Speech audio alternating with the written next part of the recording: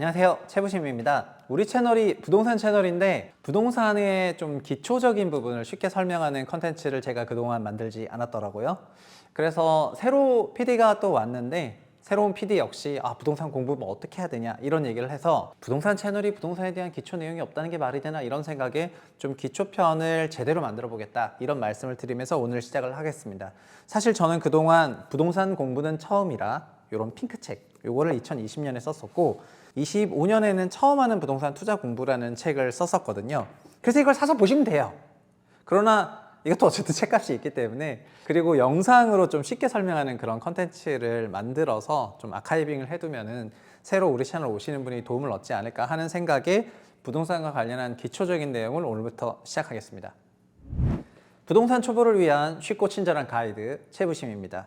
오늘은 부동산 공부는 처음이라 책을 바탕으로 주택의 종류부터 먼저를 얘기를 해볼까 합니다. 주택이 종류가 있어? 이런 말도 있을 수가 있고 주택 종류 알아야 되나? 이런 생각 하실 수도 있는데, 사실은 요즘에 생애 최초 대출을 통해 가지고 주택을 구입하시는 분들이 많은데 주택의 종류를 몰랐다가 생애 최초 대출을 못 받거나 청약도 못하는 경우가 많다 보니까 결국은 주택의 종류를 알고 모르는 것에 따라서, 또 이게 자녀들만 주택 종류를 알아야 되는 것이 아니라 부모들도 이런 주택 종류를 잘 알아야 되거든요. 그래서 이런 부분을 확실히 인지하고 있느냐 아니냐에 따라서 자녀의 생애 최초 기회가 박탈당하거나 할 수도 있기 때문에 청약을 못 받게 될 수도 있다, 약간 이런 부분이어 가지고요. 그래서 굉장히 이런 기본적인 거지만은 짚어야 된다라고 말씀을 드리겠습니다. 그래서 오늘은 이 주택과 관련한 여러 용어들을 한 번에 싹 다 정리해 드릴 거기 때문에 끝까지 함께 지켜봐 주시면 감사하겠습니다. 일단 가장 중요한 것은 주택은 두 종류로 나뉜다는 겁니다. 바로 단독주택 그리고 공동주택입니다. 되게 간단한 개념처럼 보여요. 근데 단독주택을 보면은 그 단독주택이 또 한 종류만 있는 것은 아니고요. 이것도 밑으로 또 세 가지로 쪼개지거든요. 그러니까 좀 복잡해지는 것입니다. 공동주택도 우리가 알고 있는 아파트만 있는 게 아니에요. 이것도 또 쪼개지거든요. 그래서 주택의 종류가 굉장히 많다는 거를 아셔야지 되겠습니다. 그래서 이거를 좀 한 개씩 한 개씩 짚어보면서 주택 종류별로 어떤 것들이 있는지 보겠고, 먼저 단독주택부터 시작을 한번 해볼게요. 단독주택은 가장 먼저 기본이 되는 게 말 그대로 그냥 단독주택입니다. 그러니까 이 단독주택과 공동주택을 나누는 가장 큰 기준은 한 명이 다 갖고 있으면 단독주택이고요, 여러 사람이 갖고 있으면 공동주택이 되거든요. 그러니까 단독주택의 종류는 여러 개더라도 그거는 모두 한 명이 갖고 있다라고 생각을 하시면 되겠습니다. 그래서 기생충에 나오는 그런 고급 단독주택도 있고, 그게 정말 단독주택이지만은 한 명이 갖고 있는데 여러 가구에게 임차를 주고 있는 다가구 주택도 단독주택이 되는 것이고요. 그래서 여러 세대가 살고 있지만 그것도 단독주택으로 부르고 있습니다. 한 명이 갖고 있기 때문입니다. 예를 들어서 3층 건물인데 1층은 A세대, 2층은 B세대, 3층은 집주인 이렇게 살고 있는 경우도 있고, 아니면 19가구 이하에서 굉장히 많은 임차를 주고 있는 경우도 있는데, 그 소유주는 그 건물을 통으로 갖고 있고 구분해서 가구가 따로 등기를 칠 수가 없는 이런 주택들을 단독주택 그리고 다가구 단독주택이라고 하는 것입니다. 전국의 단독주택은 인구 가구 통계 기준으로 보면 262만 호가 있는데요, 생각보다 많지 않죠. 근데 다가구가 거주하시는 단독주택은 전국에 78만 가구가 있어요. 그리고 상가주택이라고 하는 기준도 있는데요, 이거는 통계적으로는 영업 겸용주택이라고 표현을 하는데 이게 어렵기 때문에 그냥 저희가 상가주택이라고 부르고 있고, 이게 전국에 45만 호 정도가 있습니다. 다가구가 78만인데 근데 거기가 여러 가구로 쪼개져 있기 때문에 78만 주택에 총 몇 가구가 들어서 있냐면은 약 400만 가구가 들어가 있습니다.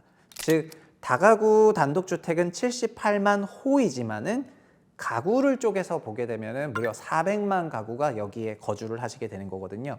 한국에는 2250만 가구 정도 있기 때문에 전체적으로 보면은 20% 약간 안 되는 가구가 다가구 단독주택의 가구로 거처하고 있다, 이렇게 보시면 될 것 같고요. 그리고 서울의 경우에는 기생충으로 대표되는 그런 고급 일반 단독주택은 6만 호밖에 없습니다. 이런 주택들은 한남동, 평창동 이런 고가 단독주택 밀집 지역에 다 같이 좀 몰려 있고요. 다가구는 전국에 78만인데 서울에 18만 호 있거든요. 그리고 상가는 전국 45만인데 서울에 5만 1000호 정도가 있습니다.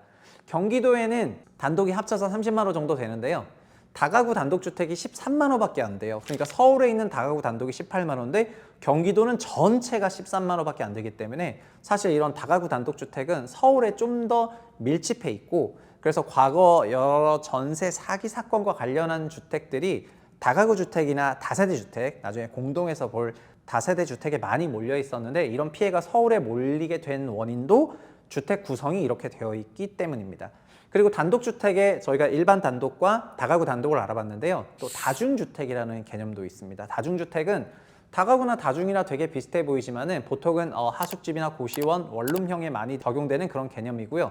다중주택은 세대 구분이 명확하지가 않고 공용시설을 따로 뺀 그런 주택을 일반적으로 다중주택이라고 얘기를 하고 있습니다. 그러니까 공유로 주방을 쓰거나 공유로 화장실을 쓰거나 이렇게 된다면 다중주택이 되는 거거든요.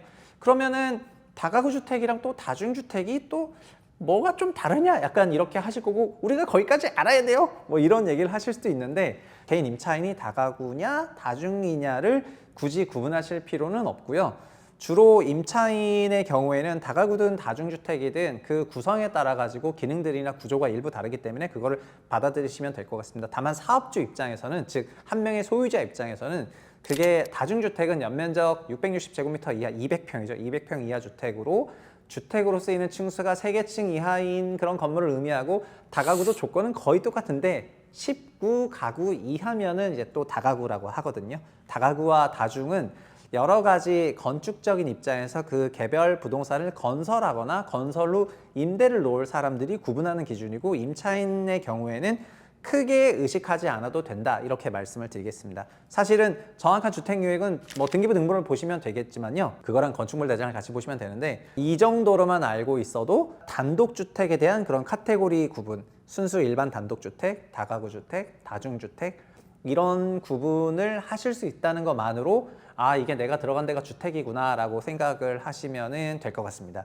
그런데 이런 다가구나 단독주택에서 뭐가 조금 중요하냐면요, 가끔 부모가 자식 명의로 부동산 투자하는 경우가 있습니다. 재개발이나 이런 건에 부동산 투자하는 경우가 있는데, 그렇게 되게 되면은 그들에게 주택이 가는 경우가 많거든요. 특히 재건축이나 재개발하는 과정에서 그게 주택이었다가 토지가 됐다가 다시 주택이 되는 과정이 있는데, 토지가 되기 전에 넘겼다가 주택이 돼버리게 되면 주택을 갖게 돼버리는 게 되기 때문에, 그렇게 된다면 생애 최초의 여러 기회들이 박탈당하는 부분을 꼭 의식하셨으면 좋겠습니다. 두 번째는 공동주택이고, 공동주택은 여러 사람이 소유를 하고 있기 때문에 공동주택이라고 합니다.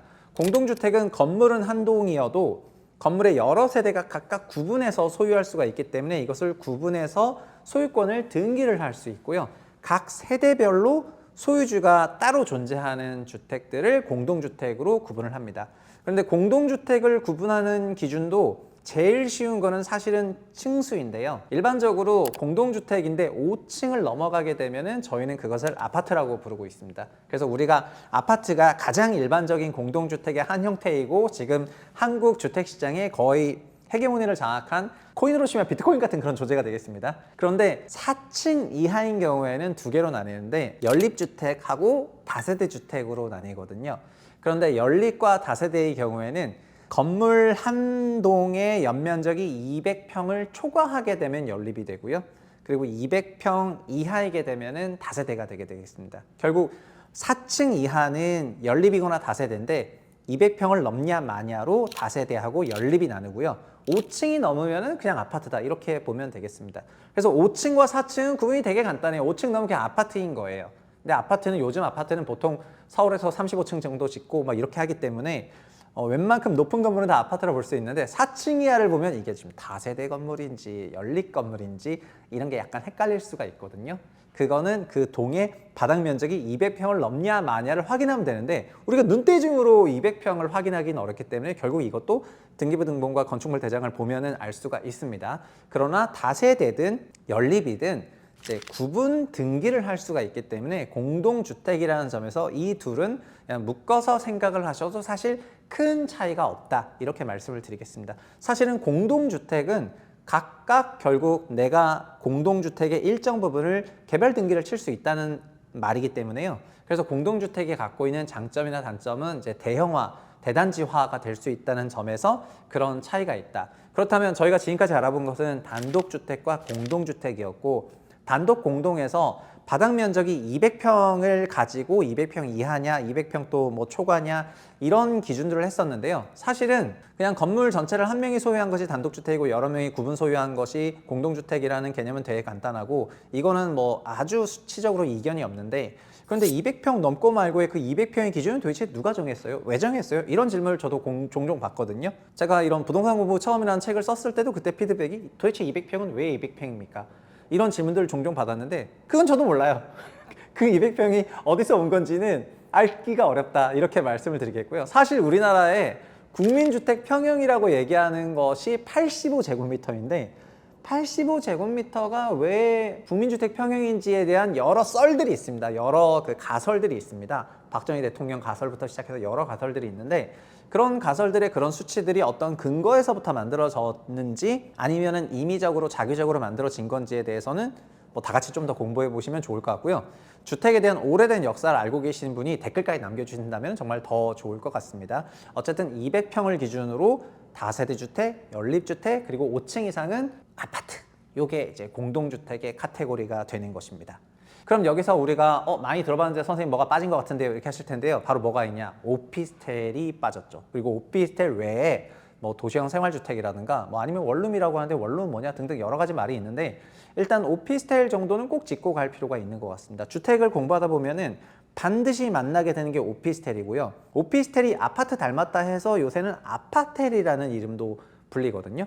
그런데 최근 들어서 원수에게도 추천하지 말라고 하는 지산, 생수, 지주택 그리고 아파텔로 대표되는 요 4개 상품이 굉장히 위험한 상품으로 많이 알려져 있는데 사실 오피스텔은 준주택으로 불리고요. 그래서 법적으로는 업무시설입니다. 그렇기 때문에 우리가 통상 주택을 소유했다 안 소유했다의 그 기준에서 오피스텔은 주택에서 빠져서 거론이 되거든요.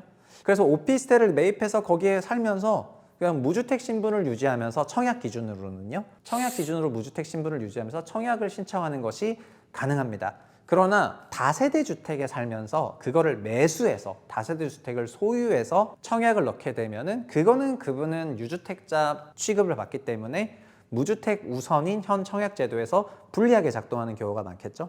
그런데 또 다른 세금, 취득세라든가 다른 세금에서는 또 오피스텔이 주택으로 계산이 되기도 하거든요. 그래서 주택으로 되느냐 마느냐는 주택으로 된다 만다를 적용하는 각각의 기준들이 또 따로 있기 때문에 세법상 기준, 대출상 기준, 청약상 기준, 또 세법도 재산세 기준, 종부세 기준, 취득세 기준, 뭐 양도세 기준 등등 많은 여러 기준들이 있기 때문에 각 기준에 따라서 오피스텔은 어떤 데는 주택이었다가 어떤 데는 아니었다가 하는 메타몽 같은 존재입니다. 그래서 포켓몬을 좋아하시는 분들은 오피스텔을 메타몽이라고 생각하셨으면 좋겠고 나쁜 쪽으로 이게 진화하면 나한테 굉장한 데미지를 줄 수 있기 때문에 오피스텔은 정말로 내가 어떤 방식으로 그거를 하게 될 건지 구입을 하거나 임차를 넣거나 할지에 대해 가지고 정말 잘 고민해서 생각하시면 좋겠습니다. 그러나 기본적으로 오피스텔은 주택은 아니에요. 그래서 준주택이라고 얘기를 합니다. 참고로 우리나라 전국의 오피스텔은 약 100만 호 정도가 있고요. 이 중에 75%는 주거용으로 사용이 되고 있고 25%만 업무용으로 사용이 되고 있습니다. 사실 그래서 오피스텔의 4분의 3은 다 주거용으로 사용이 되고 있고요. 저 역시도 오피스텔에 뭐 4년 넘게 거주해 봤던 경험이 있기 때문에 오피스텔도 얼마든지 개인이 주거 목적으로 거주하기 용이한 그런 주택이라고 말씀을 드리고 싶습니다. 그래서 자녀가 됐던 부모 세대가 됐던 그 주택의 종류들에 대해서 오늘 살펴본 것처럼 기본적으로는 잘 파악해 두시는 게 좋을 것 같고요. 주택금융이라든가 주택정책과 관련한 제도들이 무주택자 우선인 그런 시대로 흘러가고 있기 때문에 주택의 종류라든가 개념을 잘 파악하지 않은 상태에서 자칫 잘못하면은 부모의 뭐 잠깐의 실수로 자녀의 생애 최초 기회가 다 박탈될 수 있는 것이고요. 기본 자녀 세대들 입장에서도 봤을 때 자기가 그냥 모르고 했는데 그게 다른 이유에서 뭐 여러 제약이 생겨가지고 그러면서 그런 여러 가지 좋은 뭐 청약 기회부터 시작해서 다양한 기회들을 또 놓칠 수도 있는 거기 때문에 주택에 대해서는 정말 잘 확인하고 공부하실 필요가 있겠다 이렇게 말씀을 드리겠습니다. 그리고 많은 사람들이 아파트를 소위 최종 목적지로 생각하고 다른 주택들에 대해서는 그 지나가는 단계로만 생각하시는 경우가 종종 많은데 결국 여러 주택에서 자기가 직접 살아보면서 그 주택의 장단점을 느껴서 최종적으로 본인이 의사 판단하는 게 제일 좋겠죠. 자기가 결국 거기에 거주할 거기 때문에 자기 자신의 취향과 생활 뭐 여러 가지에 부합하는 그런 주택들을 잘 고르시는데 주택의 구분을 꼭 하셔야 되겠다. 이렇게 말씀을 드리겠습니다. 부동산 공부는 처음이라 하고 처음 하는 부동산 투자 공부에서는 주택 부동산에 대한 기초를 다루고 있는데요. 주택의 구분에서부터 시작을 하지만은 청약부터 시작해서 세법 그리고 주택과 관련한 여러 가지 제도, 아파트의 기원 등등 어떻게 보면은 부동산을 공부하는데 기본이 돼야 할 내용들을 앞으로 영상으로 만들어서 업로드를 할 거고요. 그리고 쉬운 영상이기 때문에 뭐 이거 다 알고 있는 내용이야 하실 수도 있겠지만 또 이런 기본적인 영상들이 또 다시 한번 보면은 리마인드 되는 게 있기 때문에 이런 프로그램을 만드는 거를 좀 응원을 해주셨으면 좋겠고요. 좋아요와 구독 부탁드리겠습니다. 오늘 여기까지 하겠습니다. 감사합니다.